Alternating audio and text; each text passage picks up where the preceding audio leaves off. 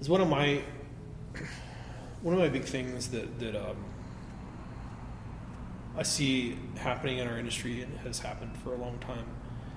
Like I mentioned earlier, was that like the fetishization of chefs and chefdom, and that word doesn't mean anything anymore. Like it's thrown around so much that it doesn't mean what it actually means. It's a meaningless word. Nobody calls me chef.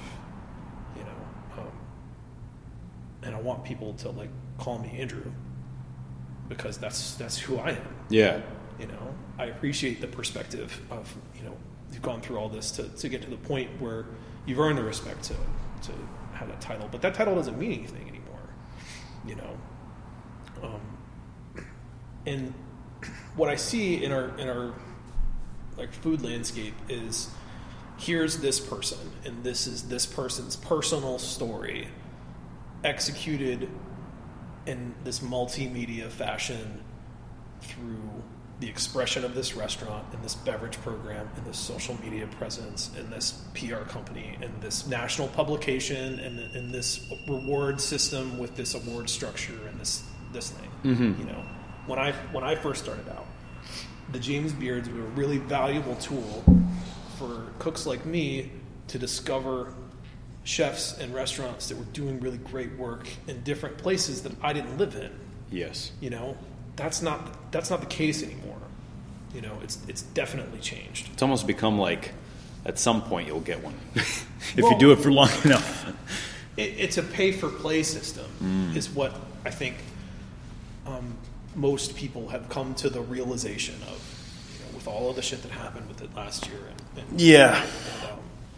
Do you think they can come back from that? I don't know. I hope so. Yeah. I really do.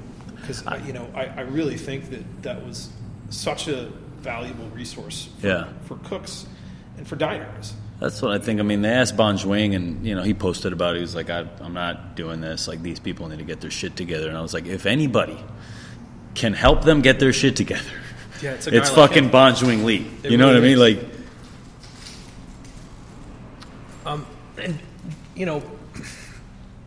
the way that I feel about that is that I think that we've spent 20 years, maybe more, really aggressively pushing this idea of what a restaurant is and what a chef is. Yeah. Really radically distorting that in the portrayals of these people, our people, in all these different ways in media, and losing the focus of what a restaurant should be, losing the focus of the restorative nature of what the etymology of that word is, and what hospitality is. Hospitality, to me, doesn't have anything to do with where I grew up or what I think about anything. What my job is to try to make decisions on what the best thing to do is, what the best way to execute something is, what the best way to create a culture that people want to come to work at and spend the majority of their time together, engaged in this common goal of restoring other people, of making them feel better after they left because of our work. Yeah. And I think that we've gotten to a point with this hyper individualistic chef culture that we've lost a lot of that. Yeah. A lot of that. There's got to be like a refocusing or a segue into like, let's just get back to basics. Yeah.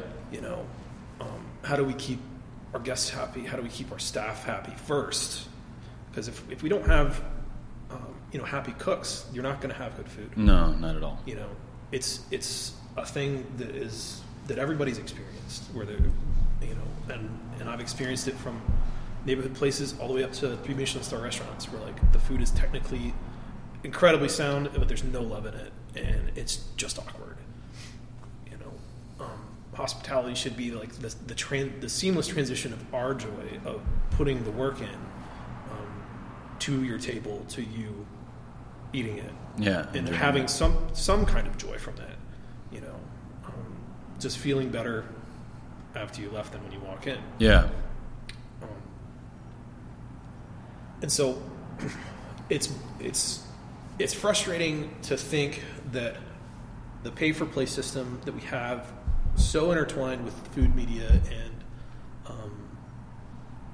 the award structure and all these national publications that are gate-kept and behind these paywalls with regard to marketing and PR and stuff. It's not equal. It doesn't seem like what attracted me about the restaurant industry, besides the work and the pressure and the stress and the creativity and the beautiful food and all these things culminating, is the meritocracy aspect of it.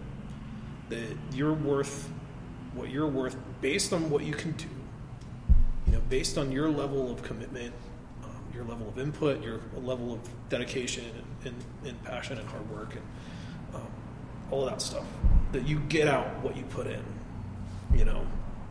And I think that is true for most aspects of the restaurant industry, until you get to the point where you're now this person that runs this business, and everybody's people want to put your story up against somebody else's, or talk about you in a way that is in no way relevant to what you're serving. Yeah, you know what I mean.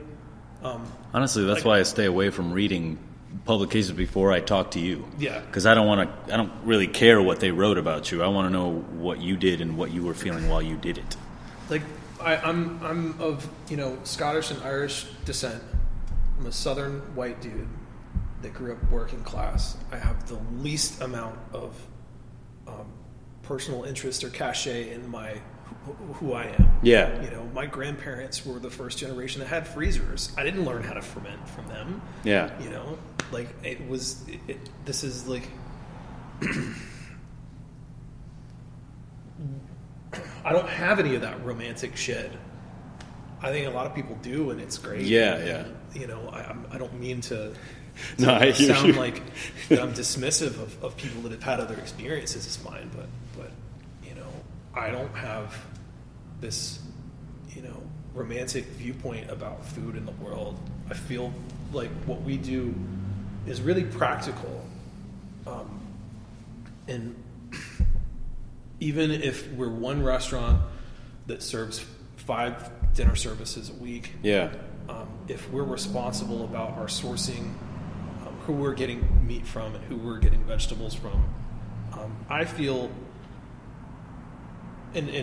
I feel good at the end of the day that I have some type of contribution that's separated from the industrialization that's destroyed our whole society with regard to food. That at least that I have one little part of it that is outside of that. You know what I mean? Yeah, 100%. And that's what I care about. I care, and that's why I want to do more meat curing on a larger level is to show that we all used to have this generational knowledge of food preservation and all these things as a matter of practicality in our lives, of just surviving. Yeah. What do you do with an animal once you've taken its life?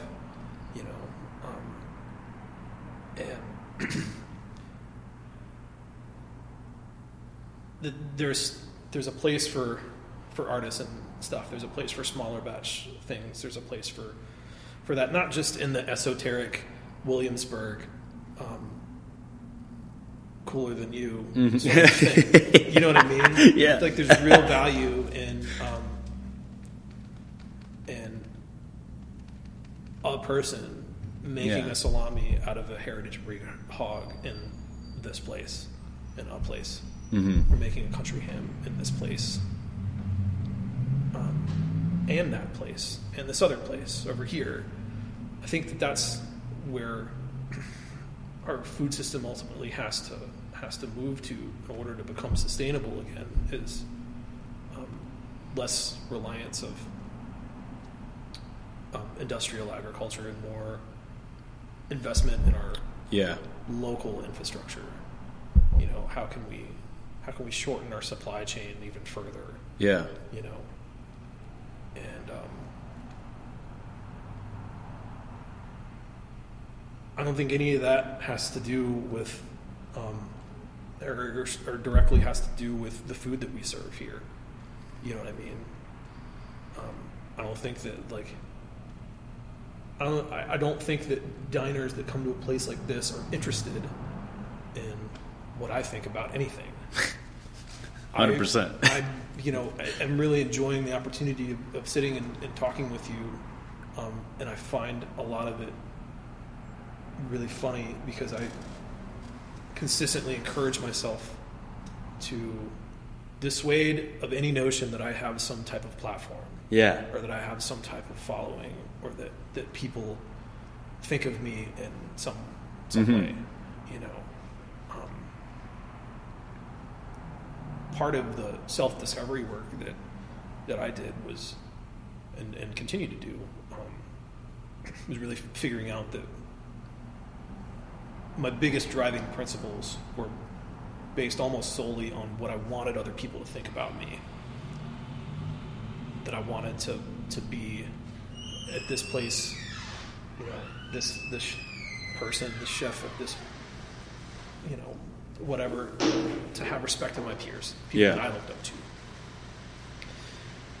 And how hollow that really was, of like, do I really like this? Yeah. You know, am I really engaged? Am I really this person? In this, or am I engaged in this exercise of trying to feel better about myself, you know, through the way other people are going to interact with me, you know. And that was really like rough. I had a lot of doubt about whether or not this was something I was going to continue to do. And to me, what ultimately I come up with is that I just like doing the work, you know. I like coming to work and building something. I like, you know, kneading pasta and making a simple pasta dish. And I like putting my hands in the meat and putting it in casings and, you know, butchering a hog. And you know, that's what I like. I'm a tactile guy, a procedure guy. Yeah. You know, a technical guy. I think the food has no ego. You know what I mean? At the end of the day, it's like, it's what you put into it that ultimately affects it. But I think, you know, working with food can keep you humble. Because as many times you made that pasta dough, you can't ever sleep on it because you'll fuck it up if you don't. You know what I mean? Man, that's crazy. It's this is a platform, you know, but I want it for everybody. Like, if you see the lineup, it's not just these chefs, you know, Costa or whatever. It's everyone, because everyone has a say.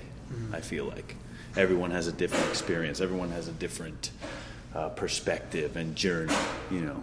And there's probably people out there that are going through this journey feeling some of the exact same things that you felt all those years ago, and maybe don't know whether there is an end or somewhere where they could get to from where they're at, you know. Yeah. So that's my main concern with this thing, you know, is to get just more awareness out there about what we go through, you know, because all other people see is great chefs, Instagram, you know what I mean? Sure. And it's just like, what's real, you know? And that's why doing this road trip, I'm like, yeah, I could fly and, you know, stay at hotels, but it's like, there's something about driving cross country, first of all, that's amazing. Sure. And secondly, it's work.